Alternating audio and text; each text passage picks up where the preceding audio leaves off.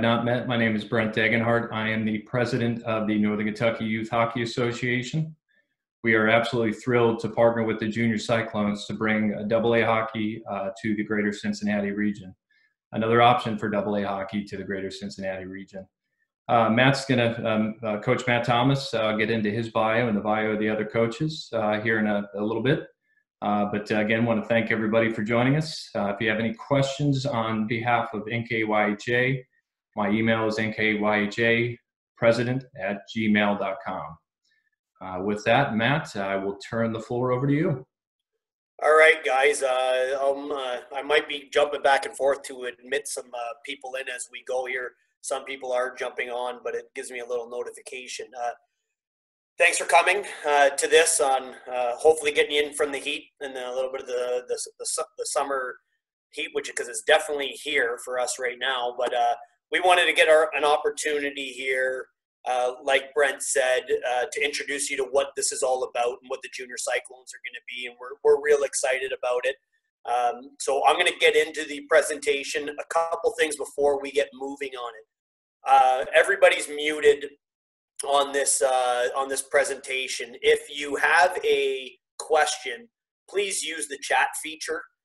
It will be in your a bar at maybe below or above, and if your video isn't working and stuff, we'll try to answer those. My wife is kind of managing that aspect, but I will go through the agenda so you'll know exactly where we are and where we're headed. So your questions might be just coming down the line a little bit here as we go through the presentation. As we get through, if you do have a question, go ahead and ask it. We'll try to get to all questions in this session.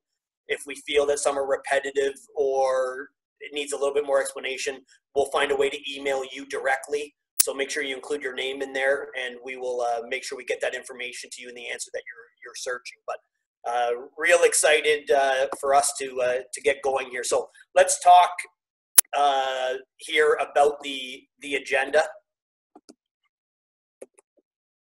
Okay, the agenda for us, we're going to talk about our mission statement. So what we're about. After that, we'll roll through the development model. And for me, this is what separates us. This is something that we feel is something that is going to be very beneficial to the young boys and girls that are a part of our program. I'll introduce our coaching staff and tell you a little bit more about the detail that will go into our staff and our decision making on that. And after that, we'll go into some kind of meat and potatoes of the day-to-day practice, what that will look like, schedule, what you can expect in that regard, and video sessions and different things that the young players are going to get throughout the year. We'll go through some costs and fees. We'll also talk a little bit about safety precautions and what we're doing to comply and to be doing the right things for our state and our community. And then we'll talk about evaluation process and tryouts and what that's going to look like. So let's start off with the mission. One of the things when I was hired to be the coach of the Cincinnati Cyclones, my ownership and our management really wanted to connect our team with the youth hockey community. And it's something that I've done every place I've been. I've been at it for a while here in this game, and I wanted nothing more. Obviously for me, for those that don't know, I do have two boys that play the game and play the sport. I have a 2009 boy and I have a 2011 boy. So both those boys are a big reason why I'm really involved into the hockey community, outside of my love for the game and just my desire to give back. Phase one of this was to create a development plan and development model to grow the game and increase participation. And for those that don't know, what we've done so far at the Cincinnati Cyclones is we've created the Cyclones Foundation. And the goal there is to, through charitable efforts, raise money and create an opportunity for young players that maybe don't have the opportunity to be involved in the game, to fall in love with the game and get the opportunity. We've done Learn to Skate, Learn to Play. We've done a series of clinics and camps. We do have our summer camp coming up this summer. And you don't need to be an all-star hockey player to be a part of that. It's more about the fun opportunity to get around the game and fall in love. So that was kind of phase one. What we're going to talk about today is phase two of the mission. And one of the things that we really want to create and develop is a team-oriented competitive option for local players. That has as much to do with the Cyclones as anything. Junior Cyclones is a pretty big marketing element towards Cyclones hockey. And we want, when everybody in this community thinks about hockey, we want them thinking about the Cyclones. We want that connection through the entire community. And we feel it's very important that young players that love hockey wear the Junior Cyclone and Cyclone logo and represent our organization at a competitive level. Obviously, we're a competitive team. The next element of the mission is also something that we think is very important, is to manage and control cost-saving strategies. We think there's a lot we can do in this area to help ease that burden. It's an expensive game, hockey, but it doesn't mean it needs to be detrimental to our quality of life. And we want to do as much as we can to help in that area, and that's one of the missions. And then probably the most important one for me, and what it really all comes down to, is we're just looking to develop individual athletic traits and leadership, perseverance, and skill. We're not looking to make NHL hockey players. That would be great, but that'd be a byproduct of us helping young boys and girls develop leadership skills, perseverance, being able to fall and get back up again, and have a no-quit attitude, and more importantly, their skill. If they love the game of hockey, we want them to become a more skilled athlete in that pursuit by what we're doing for the entire community on a daily basis. So that's the mission. The development model is something that I really want to talk about. To me, there's a team plan in a development model, and there's an individual plan in a development model. Let's talk about the team development plan. For our team, so this is the Junior Cyclones teams, this is what you're going to see. Conceptual play versus systematic play. This might be over some people's hockey mind or IQ, what I'm talking about that, but the difference between stand here, little Johnny, and this is why you need to go to this space, and this is why. So conceptual play is the why behind the system. At our level, we talk a lot about systematic play, but the players know the concepts. They're very ingrained in the conceptual play. And we're at the level in the 2010 and the U10 and the U12 age brackets that there's a lot of growth that can happen in this specific area. Mechanics of physical engagement. We're getting to an age where kids start to compete heavier and harder on the puck. Mismatch in size. You need to learn the mechanics of how to physically engage. It is a contact sport. As much as it's not a hitting and body contact sport at this age, there is a lot of, as they say in NASCAR, rubbing's racing. So the idea for us is to teach the mechanics that go into being able to play a certain part of the game. I wrote DZC in brackets there. That's defensive zone coverage. I think the number one element that you hear, we need to be better in our defensive zone. And I don't think you can play a defensive zone system if you don't have the mechanics, the skating, the stick detail to be able to physically engage somebody, to even be able to stand in the defensive zone coverage. So we're going to break it down. So we're going to start at the fundamental stage and bring it up to a more complex as we grow. Awareness of time and space. You want to be an offensive player, and I don't care what sport you're involved in, the awareness of understanding time and space and how to take it away and how to create it for yourself is huge. So our team development plan, these are all areas that we will hit throughout the season where we make a huge focus on those. Connection between our forwards and defense for passing fundamentals. We've all seen it. You're a U10 player. One kid grabs the puck, goes coast to coast. The other players on the ice watch them. And our goal is to create that connection, not only between forwards and other forwards, but forwards and defense and how that relationship works, and really have a pass-first mentality. thing that I'm probably most excited about is leadership training. I think the one thing I realized especially when I got to the NCAA and I was coaching in the collegiate ranks, the lack of leadership fundamentals that players have when they come in. Right now, everybody's, I want to follow the crowd. And that seems to be more of a popular route. Nobody wants to be the tough love type of teammate. And I think that's seriously lacking in our game. So we will, from a team standpoint, we're going to teach these young boys and girls what it means to be a leader. The other thing we're going to do is community involvement. To me, you have a responsibility as an athlete in your community and as an individual, never mind an athlete, to be involved in your community.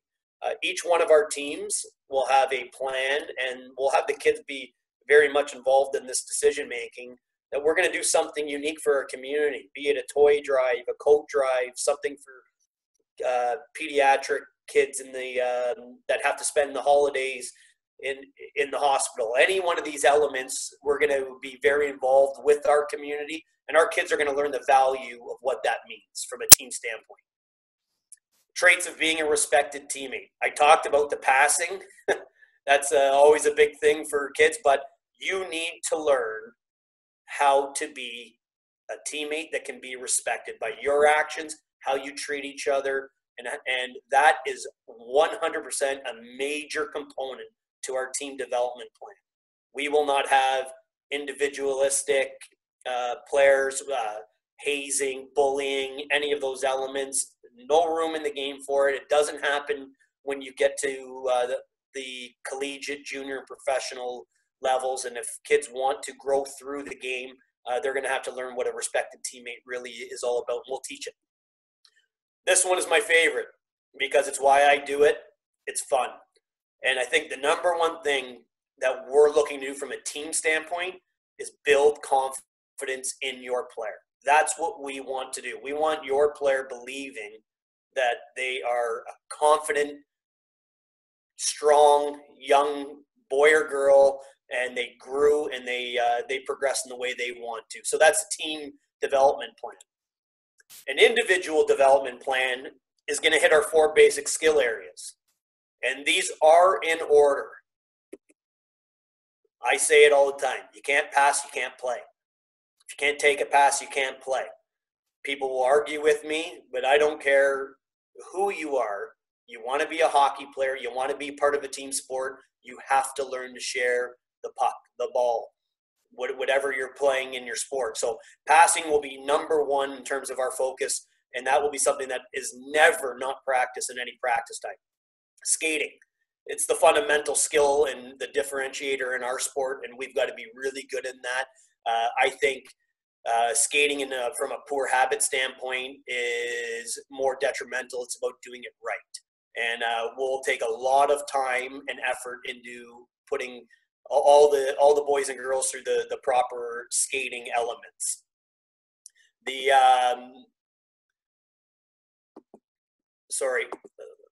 Puck handling is our third one. So puck handling is something that you can work on a little bit by yourself and away from the rink, but obviously you've got to be able to handle the puck these days. And the fourth one is shooting, and it's last not because it's least important, because I think you can do it in your garage, your basement, on the side of your street, and get better at it. You can't do that with passing. You can't do that with skating. So that's why those two are way ahead for me. And more importantly, I've seen a player who was 22 years old. By the time he was 24, his shot completely take a 180. So if they can do it at 24 years old and 23 years old, I know a 10-year-old or 11-year-old can really change their ability to shoot the puck over a short period of time. Competitiveness. The one thing that needs to be said is this team is built for the competitive player. Now, there's a lot of competitive players that maybe lack some of the 4 basic skill areas that might have a hard time playing at the AA level, but the compete factor that we are going to teach and develop is going to be huge. Your player will come out at the end of the season being a much more competitive athlete, learning how to do it, how to be a sore loser, or I mean a quality loser and not a sore loser, because you're not going to win every battle. And I think that's a huge thing, but we are going to battle, and these kids are going to come out with such a competitive nature that you're probably going to be mad at me because they're racing their sibling up and down the stairs and the first one to the car and all the good things that we see kids do. But to me, that's a healthy thing for kids to do. They want to win, and teaching competitiveness is really important. Consistency. This is what everybody searches for. We all search for it in our own life. If any of us are trying to get into a better fitness program over the last 12 weeks during our little dilemma that we're in right now, consistency is the hard thing. We're not looking for consistency on the ice. That is too much to ask of a U12 or U10 player. We are looking for consistency in work ethic and behavior. We won't tolerate poor work ethic. We won't tolerate poor behavior. Those two things are the area of consistency that we're going to really look for, and we're really going to push in the Junior Cyclone program. And then passion. I think if you're taking care of the three things above the passion, your son or daughter is going to just grow, and they are going to grow to love the game more, to the point where you're probably going to miss some family vacations because they're going to want to go to a tournament or a camp somewhere and fall that much more in love with the game. But for me, it's what I'm about. I'm a passionate guy. The game drives me every single day, and I really want to pass that on to everyone individually in our program. So how does that look, right? How do we get that there? So here's our John Doe. John Doe plays for the Junior Cyclones. We have a development plan at the beginning of the year. Probably not right out of the gate. We'll give them a little bit of time to settle in. We will create their own individual development plan. Every development plan will have a skill element that needs to be looked upon. Let's take skating. So this is John Doe, and John Doe has a little bit of trouble going from forward to backward. It's taking a little bit too much time. He's getting beat wide in the game, and we really need to work on that. We've recognized that. So in John Doe's development plan, we will talk about transition skating. We're going to continuously work on quick transitional plays and edge work to generate early speed and power. So that will be a focus point for that player. And that player will be given drills to do during practice. And some of these will be grouped, because usually at this age, all the kids need a lot of these skills. But we will make an effort to find things that are very specific to your son or daughter to work on. Every development plan will have a game element. Obviously, we'll need to get through some games to figure out exactly what that is, but scrimmage and general small area gameplay can really show a lot of game element weakness and or areas for improvement, and we'll do that. So let's talk about stick detail. And so John Doe their stick is in the air a lot. They're not holding their stick properly, consistently.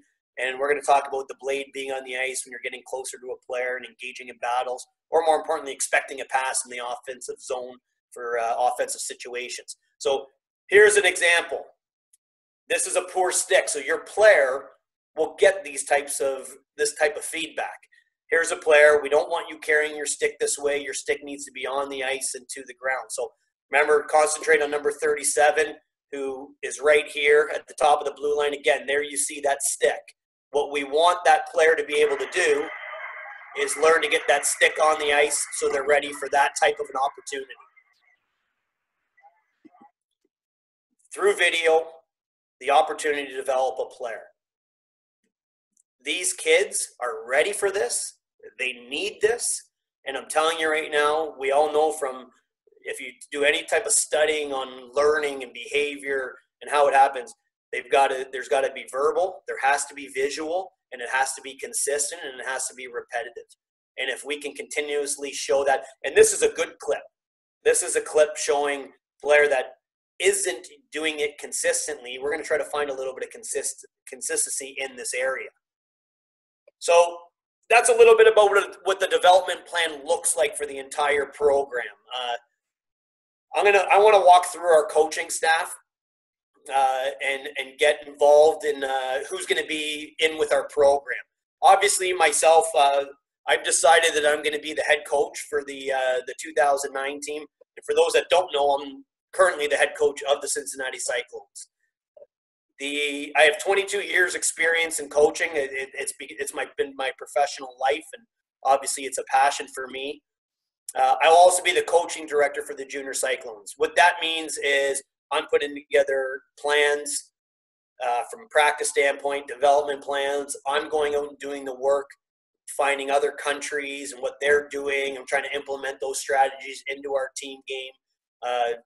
Constant consultation with USA Hockey and Hockey Canada about what the new trends are and what we should be teaching at age-appropriate levels. That would be my job. And my job also would be to make sure that I'm managing the coaches, that the coaches are doing exactly what we set out and we plan to do, and we're doing everything that is directed from an organizational standpoint. I've got experience myself coaching youth hockey, junior hockey in the NCAA, and obviously professional players. So I've got a broad range. I have surrounded myself with other coaches that have a lot of different experiences, and I think that's a great balancing act. One of the big things that people have said to me, so I'm going to address it here, is what if you leave? And I want people to know that as much as my business is a crazy business in terms of they always say coaches are hired to be fired, I did sign a long-term contract with the Cyclones. It's actually the longest contract I've ever signed. I plan on being here for a long time. My family likes it here. We're committed to the community. We're committed to this endeavor. I think more importantly, who is committed is the Cincinnati Cyclones, is the Northern Kentucky Youth Hockey Association, is all the people that are involved in this endeavor. So there's a lot of committed people, and as we get moving through this, my goal is to help improve everybody's process, desire, and more importantly, skill level to get the job done, to continue to coach and bring young players along and can create a great model and development model that will be sustaining and long-lasting in the Cincinnati area. The other 2009 team coaches will be Blaine Stoughton, who's a former NHL player. For those people that don't know who Blaine is, all you have to do is look him up on Elite Prospects or Hockey DB. He's a good Canadian boy like myself that decided to make Cincinnati his home, and a former 50-goal scorer in the NHL, played for the Cincinnati Stingers in the WHA, and just an all-around guy that loves the game, is going to be a great resource for our young players. Brandon Facky. Brandon's a local product that went on to play junior hockey coming out of this area and played NCAA Division III hockey and had a real good career and has been coaching, heavily involved in coaching in this area as he's got young sons. Jim Mitchell, another former NCAA Division I hockey player, somebody that's been very active. Jim has an older boy that's kind of gone through the minor hockey, youth hockey process, and will be going on to play NCAA hockey, I believe, in a year. Really excited to have Jim and his expertise on board. And then Matt Sheehan, and I love that I put on former Junior Cyclones player, and because if you go back long enough, the Junior Cyclones were a part of the fabric of youth hockey in Cincinnati, and our goal is to recreate that model and that program and do it the right way. But Matt, I had the privilege of going head-to-head in squirt hockey with Matt and Brent, for that matter, on the bench. And Matt's done a really good job with the Northern Kentucky youth hockey team at the levels that he's coached, and he's going to be a really big piece to the puzzle. He really understands what it takes at this age group to help bring kids along. Eric Miller. Eric Miller is going to be the head coach of the 2010 Junior Cyclones. Probably the guy I'm most excited about. He is a non-parent head coach. And our goal with the Junior Cyclones is to get to that level. Anytime you're building something, it doesn't go as quickly as you maybe want it to go as quickly as you want it to. But the one thing that I think we've got an ace in the hole is we've got Eric Miller that has decided to come on. I'll talk a little bit about him, and he played NCAA hockey at Adrian College, a Division III program in Michigan from 2007 to 2011. Read that. That's incredible. I don't think Jack Eichel got 40 goals. He maybe did, and if he did, I apologize, Eric. But Eric, maybe you can go #1 this year in the draft. We got to get you in the gym and on that fitness program with all of us, because those guys are probably all working out like crazy. 40 goals as a freshman, huge contributions. It's unheard of. A really spectacular collegiate career. And it's high. That to me, that's what stuck out when I was doing my research on Eric. He continued. He didn't get 40 again, but boy, was he a point producer in his 4 years of college hockey. And this is probably, as a senior, he led his team to the national championship game. I won't tell you the score because I don't want him to be depressed tonight. I want him to go to bed thinking about the 40 goals and not the 1-goal loss in the national championship game. But Eric's a great guy. Tons of knowledge. Tons of energy. He's got a young daughter who's 10 months old, so he's a guy that is doing it for the love of the game, and I think we're spoiled to have someone with Eric's background and experience coaching that team. He did play in the USHL with the Indiana Ice for 3 years, and for anybody that doesn't know, the USHL is a premier development league for junior hockey in the United States. It probably feeds NCAA college hockey. I think probably 95% of players that play in the USHL go on to play college hockey. Some of the only ones that don't are European players that have exhausted their eligibility by playing professional hockey in their native country. So it's a factory for college hockey, and obviously he had a good career there, well connected in that league.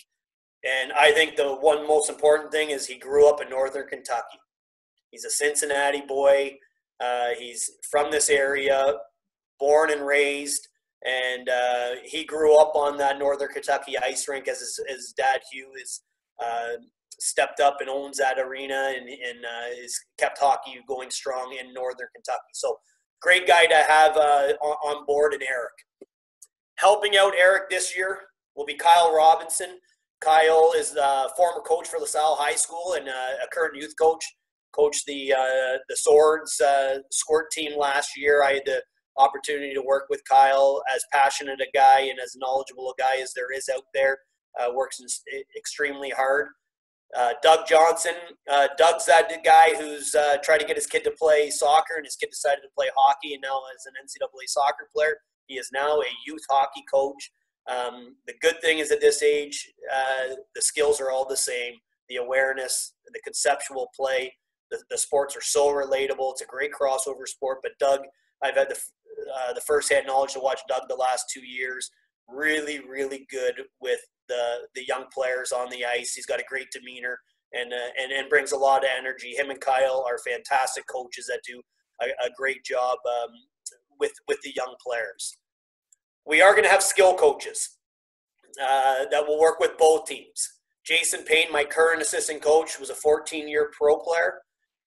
He has developed a skating school called Precision 67 that operates out of Toronto. High end, he coaches tons of current NHL players, junior players, all the way down to kids that are in the U10, U12 level.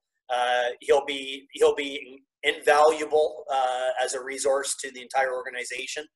Christian Manella. Christian, his family lives in Cincinnati. He grew up in the Pittsburgh area and Cincinnati, both areas. 7-year pro player, played for the Cincinnati Cyclones, played in the American Hockey League in the Pittsburgh Penguins organization, and played at the University of Vermont. Another USHL player. Notre Dame. Oh my God, he'd really smack me if I said that. Notre Dame. So he's a fighting Irish guy. We don't hold it against him. All right, Ryan Del Monte. I grew up with Ryan's cousin. The Del Monte family is very well known in Toronto. Very good players that came out of that area. Ryan went on to play Canadian University after his junior career. Went on to play 6 years of pro, highlighted by time in the American Hockey League with our affiliate, the Rochester Americans, and the Buffalo Sabres organization, and with the Cincinnati Cyclones, and also overseas in Europe. So 3 very experienced players that are excited to assist and help out their players their coaches that will be available to us. Because of the line of work they're in, they couldn't make a full-time commitment, but they did all commit to doing at least one practice a week when schedules permit. So really excited to have them on board. We also have a full-time goalie coach in Chris Renfro, who's a local product, played ACHA college hockey, and has served as an emergency goaltender for the Cyclones this past year. I got to know Chris very well throughout the year. A lot of energy. It's going to be tremendous for the young goalies. And I think more than anything, the fact that we have a dedicated goalie coach, what an opportunity for the players and the goalie parents that are on the call to get the much needed attention that goaltenders need at this stage in their development. Current Cyclone players, if you want to benefit, the kids are going to do video meetings in our locker room. They're going to be able to have current Cyclone players on the ice with them. The current Cyclone players are going to be involved with helping out with the Northern Kentucky Youth Hockey Organization teams. Even if you're not on the Junior Cyclone, we're going to have a real relationship between our players and the young boys and girls that are in the Northern Kentucky umbrella, including the Junior Cyclones. So these guys being on the ice, all of us on that can do some of the skill work. Those guys can do it really fast and really impressive. So be really, really cool for the young boys and girls to get to see those guys on the ice on a consistent basis. As I transition out of coaching, before I hit that, I think the one thing that I do want to say is the impact that a coach will have on your son or daughter in his life is monumental. It is so important for them to do things right. And we are going to have strict rules, regulations on how our coaches behave, how they act, and how they are around your children. And I think that group of people I just talked about, they're passionate, they're very engaged, they're very good people, they're very excited to get to work, and they're excited about the direction we're headed. So I'm really excited as well. I'm going to talk about practice and schedule. Every time your child comes to the rink, there's going to be a practice plan posted on the wall in their locker room. They're going to know. They're going to be able to go up and read, and this is an example of a practice plan on the left-hand side here that will tell you, it will say that it'll have the drill name, a drill explanation, and how long of time we're going to spend on that. You come over to the right here, here's a station work. It's 5 minutes per different things. We'll work on some puck retrieval elements in one end. We'll work on some skill development, individual skill and neutralize. We'll work on some passing and teamwork on what we call a drive and drop. There's some examples of what you'll see out of practice. My biggest thing for you, practice is going to be organized. Your son or daughter is going to show up. They're going to be ready to compete. They're going to be ready to get better. And at the end of their session, they're going to feel really good about what they accomplished because of that preparation. Let's talk about a typical practice day. This is at Heritage Bank Center on a Tuesday night. And I'm going to get into the schedule in a second here, but from 6 to 6:45, the U10 team will have a team practice. This will be designed based off of things that happened or didn't happen to the coach's desire on Friday or Saturday or Sunday on games on the weekend.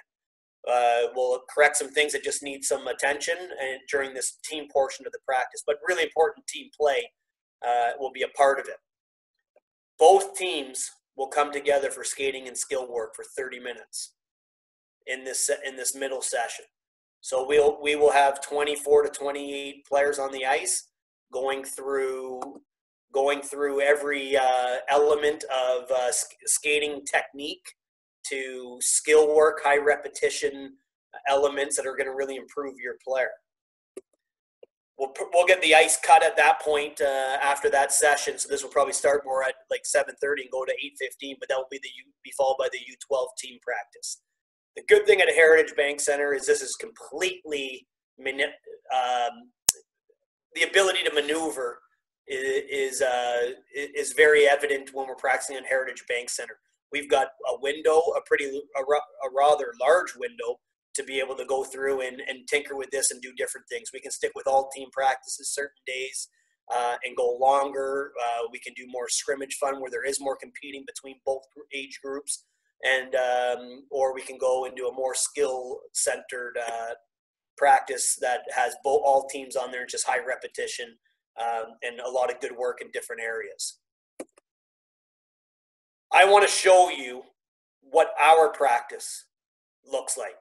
And for anybody that doesn't think that their 10 or 11-year-old should do it, you're crazy. What I do want you to listen to as well is the excitement that there's guys that are in their 30s on this ice, and there's guys that are 20, 21 years old. This is the guys competing and doing skill work. We do this stuff all the time with the Cyclones.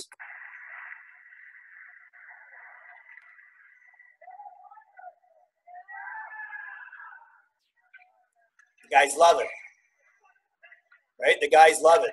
And they're competing here, and they're working slow and on their skill. All this stuff is absolutely critical in their development. Here's a race. And I will tell you right now that your son and daughter is going to know how to do this by the end of this season. That foot isn't allowed to hit the ground. The other foot. Watch the guy in white. Cheats right there. And you hear me call out on it. Inside edge, outside edge. Edge work is the lifeblood of skating, and it's really important. Our guys love this stuff. They compete like crazy on it. Here's a little drill that we do, and the focus of this drill, if you're watching, is the puck never ends up on the backhand side of your tape. So there's no stick handling here. So the big thing what you want to get out of this drill is the fact that you shouldn't be stick handling the puck. We call it in the business overhandling the puck. On the forehand, pulls it into his feet. It never touches the backside of his tape. So here comes another player, pivots, never touches the backside of his tape. Little details that go a long way in creating a more efficient, quality hockey player. This is another practice. You don't think these guys want to compete? You don't think they're racing? Our guys love when we do this stuff. Push, pull, the skill work is incredible. The ability for them to do this at a high rate of speed. And some of these guys, when we first do this stuff, they can't do it. And believe me, it'll be rough to watch when we do it with our kids the first time during the year, but that's okay. I know my audio's cutting out a little bit here, so I apologize, but here's another one. This is a race one. So the guy in blue on the goal line here is going to chase the guy in black, and they all have to do the exact same movements. So there's the head start. One guy has the puck. The other guy doesn't.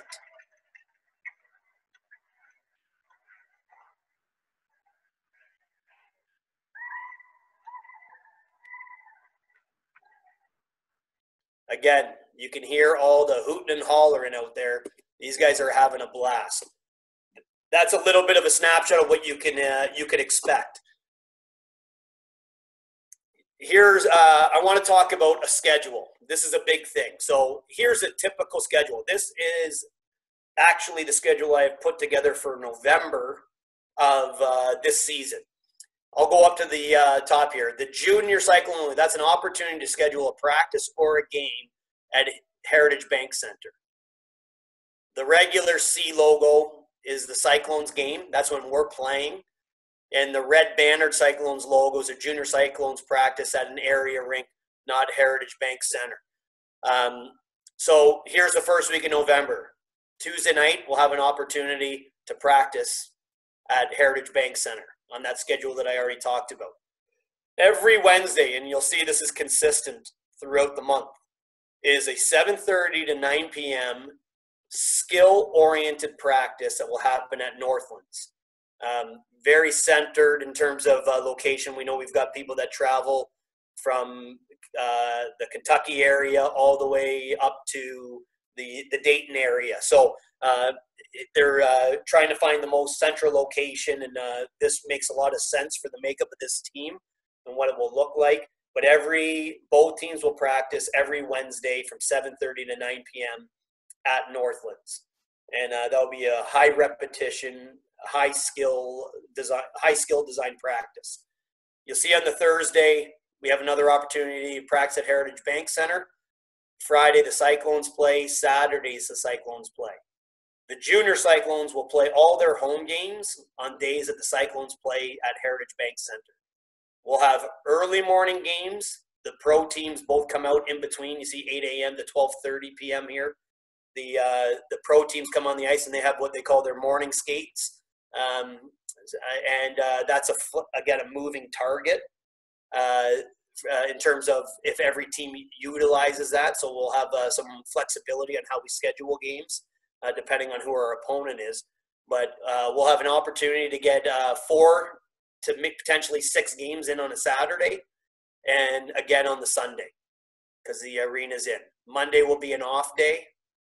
Tuesday in this unique schedule, this is our annual school game where we play at 10:30 a.m. That night, the Junior Cyclones will practice in the arena.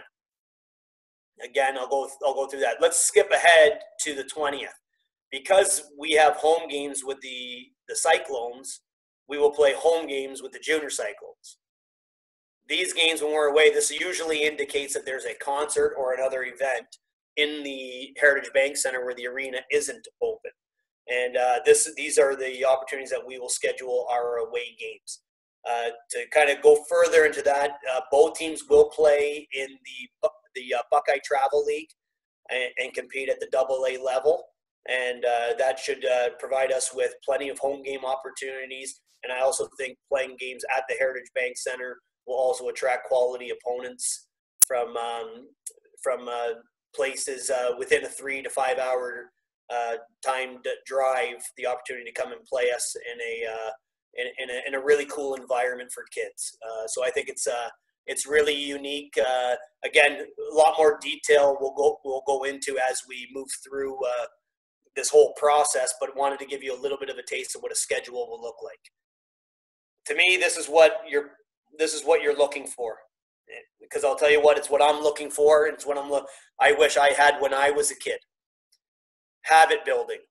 This is what a video session will look like for your son or daughter. We're going to talk about the first touch mentality. This is how to create effectiveness with your stick. 2 pitchers, 2 players with their stick at the puck. I'm going to pick on the best player in the game right now, McDavid over here. Look where his stick is. His stick blade is up at Brendan Dillon's shoulder for the San Jose Sharks. Now, convenient pause. He probably had it on the ice half a second later, but I got him in the pause, so McDavid's going to have to deal with me picking him apart here a bit. Zach Kassian, one of the most physical players in the game.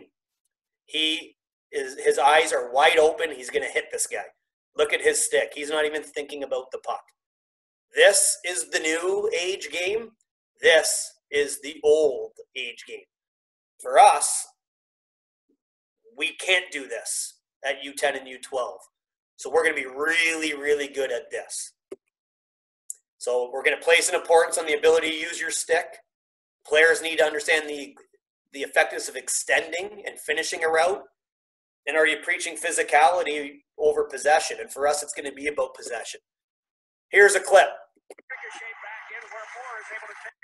The 2 highlighted players, watch their stick detail. And this is the type of video your son or daughter will get.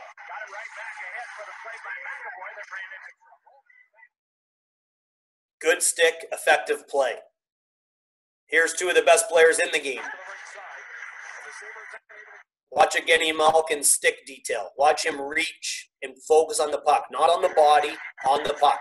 Right there. Now watch Jack Eichel. His stick's in the air, but watch his stick work as he goes into the corner.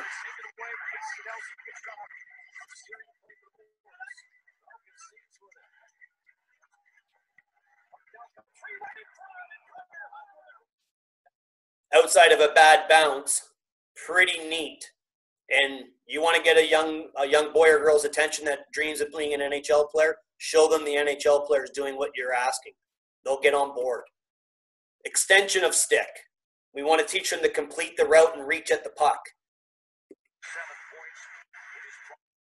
2 players, Nemestikov, 90 for Colorado, and Nathan McKinnon, going against Brent Burns.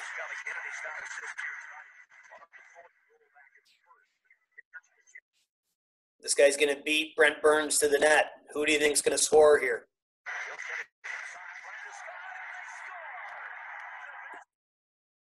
Lack of stick detail, whacking at the hands or quitting on the route. That's the positive that I just showed you. Here's the negative.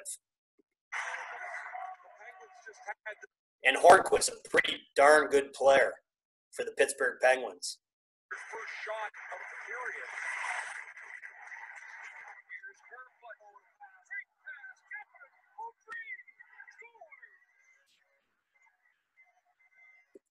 So as simple as your stick being on the ice, we preach it. This isn't a new concept. It's been preached.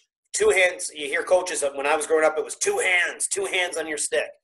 You won't hear that from me. That's antiquated. It doesn't happen anymore. In battles, for sure, right? Strong on your stick. But when you don't have the puck, you got to be able to extend that stick and reach. And you saw very good examples of that there.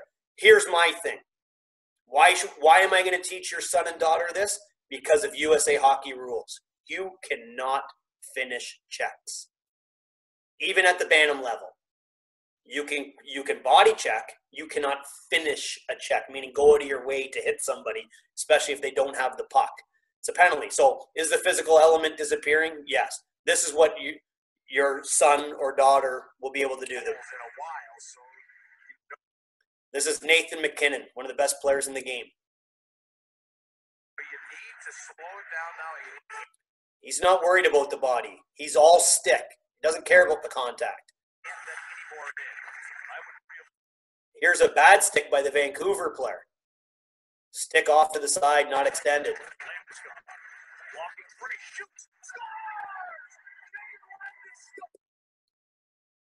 Before I get into cost fees, you want your child to become a better hockey player? This is the place to do it. We're going to give them that vehicle. We're going to teach them, and they're going to get taught, and they're going to get plenty of this video, because the greatest thing for me, I do this work nonstop for my team. It's all applicable. I don't care if you're Justin Vive or Jesse Schultz, who's played in the NHL. He needs to see that video, and so does your child. So it's great stuff. I'm super excited about that. Let's get into the meat and potatoes, costs and fees. All right. I think the one thing that I want to say right off the hop is cost transparency. You are going to understand where every penny that you're paying is going. There will be no hidden fees, or what's that going to? Miscellaneous won't exist. If we had to go buy an HDMI cord to be able to show video to the kids, we're going to say that it was an HDMI cord. That will be listed. So you'll see the soft ledger in our cost. Our goal is to create a sustainable, cost-effective model that focuses on quality coaching and a quality experience. It's an expensive sport, hockey. Quality coaching becomes expensive. Quality experience, there's some expense that goes into that. And we'll talk about a little bit what the expenses are. For 2021, our fee is going to be $3,600. Now, this is an estimation based on a few things. There's also a built-in buffer in this area for COVID-19. Ice could become an issue. Mite hockey that traditionally has 60, 70 kids on the ice at one time might not be able to do that in our new normal. That might require some different elements in terms of costs for ice time that could drive prices up. We don't know, but we are going to plan to make sure that you understand exactly what you're paying for, and before we ask you to make a financial commitment. I think the other thing too is we will have a refund policy. So if there's funds that aren't used, that will go right back to you, and I think that's important for you to be aware of. Let's talk about the breakdown of what those costs usually represent. So just based off of any model that goes in youth hockey, and I've done research with Columbus programs, Indianapolis programs, programs in Canada, and programs here locally, 50% of your fees go to your ice costs. Sometimes that number creeps up to 60%. Ice is expensive, and that is by far the biggest chunk of change that we will spend. Skills coaches, video equipment, and different coaching fees will make up 20% of your cost. So I'm not great at math, so you can do the quick math off of $3,600 what that means. This is also an area where we might potentially not have to spend that money, but we're not going to not coach your kids properly. That is critical to the success of the Junior Cyclones. It's rooted in quality coaching. And to get quality coaching, we've got to make sure that we're bringing the right people in to do that.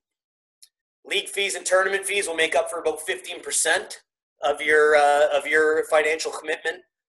Apparel and equipment will make up 10% of your financial equipment, and other things such as licensures, certifications, administration, team activities like a year-end banquet, a kickoff party, getting pizzas, and we only drink water as junior athletes. There's no soda and pop allowed.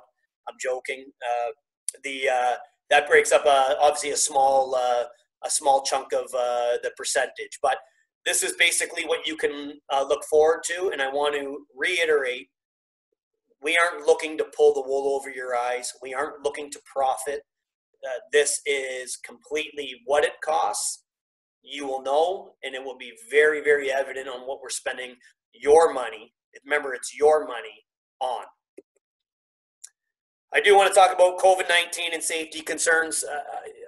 I put a link on here that brings you to the Department of Health and what the expectations are, but I think it's just very important for us to be honest and upfront here that we're going to follow the Ohio guidelines, both locally and state, and we obviously will follow USA Hockey guidelines, and that obviously flows down into the Mid-Am district and their rules and regulations on how we will proceed. We don't take this matter lightly. We're very serious about the health and well-being of all the children and coaches and parents that are involved, and we want to make sure we do everything the right way for that. Evaluation process. So I told you about the money. Now let me tell you how you can have the great opportunity of making the hockey team.